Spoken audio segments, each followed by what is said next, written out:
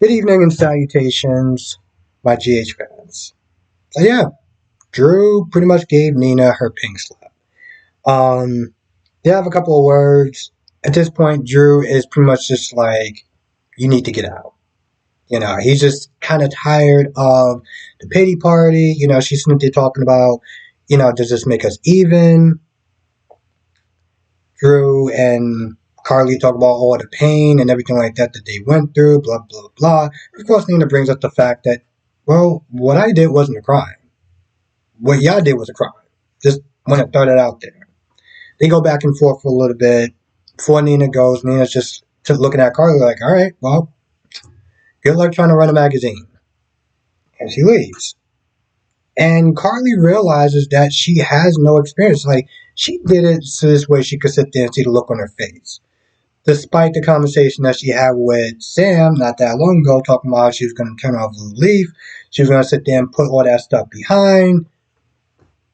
Yeah, that didn't happen. But, she's like, all right, well, this is fun, but I don't have any experience. So, like, I can't really do anything. And Drew, like an idiot, decides to gas her head up. Oh, well, Nina didn't really know what she was doing when she first started. Nina had Maxie. You're purposely leaving out that detail, but okay, sure. This is my issue with Drew at this point. He gasses up her head and make her decide that she wants to do it while she's running Bobby. Because at this point she's like, I'm already running Bobby's. I can't run. I can't do this and do Bobby's at the same time. I'm like, well, in reality, you really can't do this in general. You said so yourself that you can't do this because you have no experience and you're most likely will run this company into the ground. But Drew and his feelings of being petty, of trying to get back at Nina, being all like, oh, I want to sit there and spend more time with Carly, so you're going to sit there and give her a job that she's not qualified, so this way you can spend more time with her. And gas her head up in the process. And of course, she eventually says yes.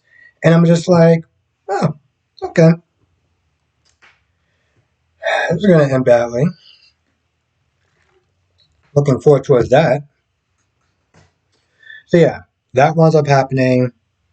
Nina has a talk with Olivia.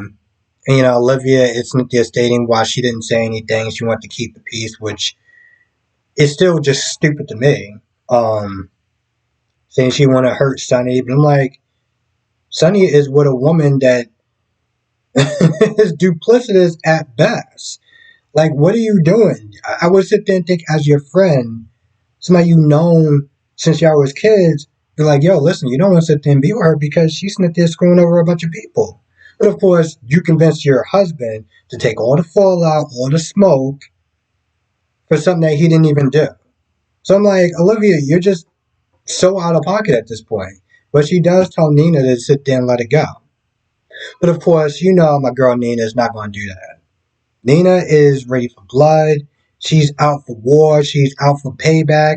And I am here for it, okay? When she looked in the mirror with that deranged look on her face, I was here for it. So I am definitely looking forward to seeing what she got going on. Now, Dante does want to questioning Spencer and Laura. And it turns out that Nicholas didn't do anything illegal. I mean, yeah, he's illegal. He shouldn't be, he should turn himself in or whatever. But, like, as far as him, he didn't technically kidnap Ace because New York State is pretty much just like, I don't know. The way he explained it, bottom line is that he didn't actually do anything illegal by kidnapping, by taking Ace, since he has rights as well. Spencer's not happy about that, and Dante points out the fact that technically he could sit there and arrest Spencer because he aided and abetted a known fugitive. Spencer brings up the whole complicated relationship with him and Sonny. Dante, he gets kind of upset about that, but he only did it to sit there and be like, hey, listen, family, it's very complex. Dante decides not to arrest Sonny. Probably should arrest Sonny. Arrest Spencer Because he's like, it'll do no good as far as trying to find Ace. It's just, I'm like, no, what you're doing right now is turning a blind eye. You know that he was in contact with Nicholas, and you're pretty much, you know, aiding and abetting the fugitive. You're like, for Laura, I'm just going to sit there and just turn the other cheek or whatever. And I'm pretty sure that's not the first time he's done that, but it's just one of those things where it's like, yeah. Now Dante does leave, and Laura actually has second thoughts, because during that whole conversation, Spencer's like, Esme got back her memories, and she should go to jail for the crimes that she committed. Dante's like, I can't really take your word for it. But when he leaves, Laura's like, you know what? I'm not exactly that mad because if Esme did get back her memories, then we need to sit there and be on guard. So I'm like, finally, Laura is getting some sense in her brain to remember of all the evil stuff that Esme pulled when, before she lost her memories.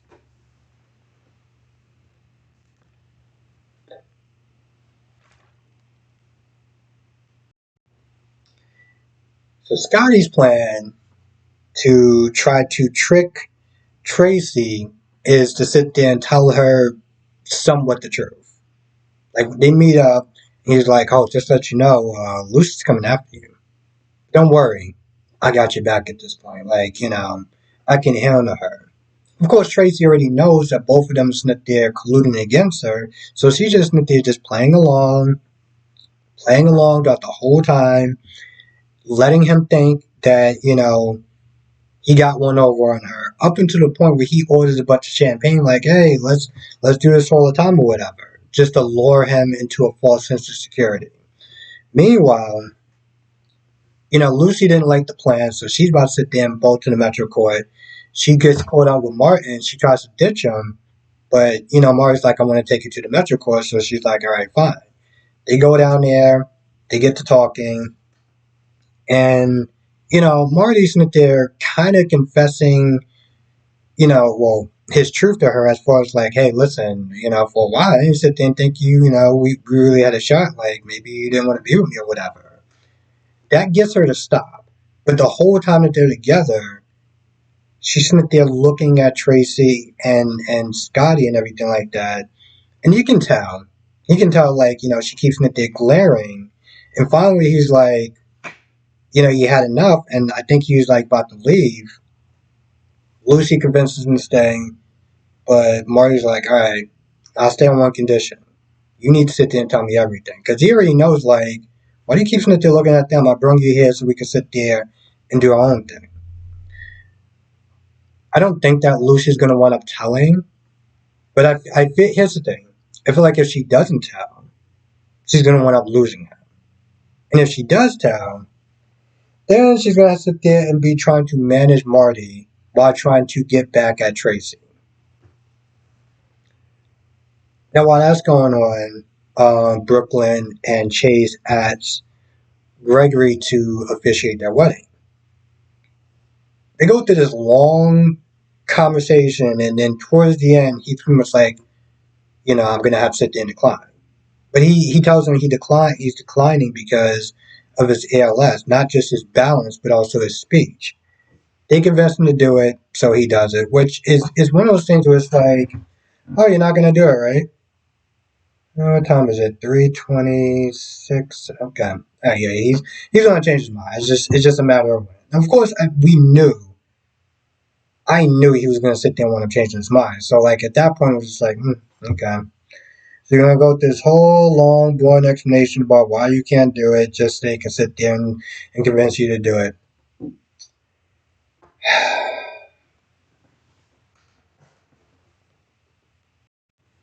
Meanwhile, Esme sees Heather in jail to try to get some advice on how to get back Ace. The long story short, Heather's like, "You need to sit there and leave town. Like, not forever, but you need to sit there and just kind of lie low for a little bit. You don't have the money, you don't have the resources. I'm in jail. There's not really much you can sit there and do. And pretty much just kind of bide your time until I'm able to sit there and get out. And we could try to look for Ace together." She's not happy with the idea that, she really loves her son. Yes, she has her old memories back, but she's also a mother. And she doesn't like the idea. One, she doesn't like the idea of Cynthia leaving town without Hayes. Two, payback for all of them. Spencer, Trina, Ava, all of them. And at first, Heather kind of calls her out, Cynthia saying, you're not really speaking as a mother at this point. You're speaking as a jealous ex. Once again, she tries to plead with her to just kind of lay low. But Esme's like, nope, I'm gonna sit there and deal with this my way. Now, here's what I think that she's going to do. She knows that she can't sit there and just try to look for Nicholas, right? Nicholas is going somewhere. But Spencer's there. So if she can't sit there and get to Nicholas, then she's going to have to sit there and bring Nicholas to her. And the best way to sit there and do that is to get to Spencer. And the best way to sit there and get to Spencer is to get to Trina. So that's what I feel like is going to wind up happening at some point. And Spencer's going to sit there and do something to sacrifice himself to save Trina. Just makes the most logical sense. I feel like that's about it. But part of me kind of was just like, what is Olivia actually doing in this episode? Like, we already know, because the thing is, we already know why Olivia did what she did, right? And so her reasons of why she did what she did, and her is saying, oh, well, I mean, she wasn't there to sit there and really kind of be a shoulder to cry on, and she didn't want to sit there and kick her while she was down. So it was like, and then you just sit there saying, oh, you need to sit there and just gracefully just let this go. I mean, you didn't know needed that long, but do you honestly think that she's the type of person to sit there and just kind of walk away? I don't know. I kind of felt like they could have did without Olivia, and she could have sat there and looked in the mirror and been like, yo, listen, I'm gonna get them back, and not have her in it, and that would have been just totally fine. But well, they gotta sit there and stretch out what was a show, like 35 minutes or something like that. They had to find some sort of way to sit there and stretch it out. Of course, it's still, Olivia's still just fouled up. Just in general, I feel like she's fouled. She's fouled to her husband. She's fouled to Sonny. This whole thing is just. I feel like that's about it. I can't think of anything else that wound up happening, but as always, sit there and say, come to a live stream tonight, 8 p.m. Eastern, 5 p.m. Pacific. We'll sit there and talk about all the shows. I'm going to be streaming for an hour and a half, so we'll talk about Journey Out Hospital, Days of Our Lives, Bold and Beautiful, Young and Restless. And with that being said, I will see you in the next video. Also, if you're not a member, click the join button in the description box below. I do exclusive videos for members only, live streams, and member shoutouts. Trust me, look at any person where they highlighted, with their name highlighted, you can sit there and ask them. It's a lot of fun. Anyway, I'll see you in the next video or live stream.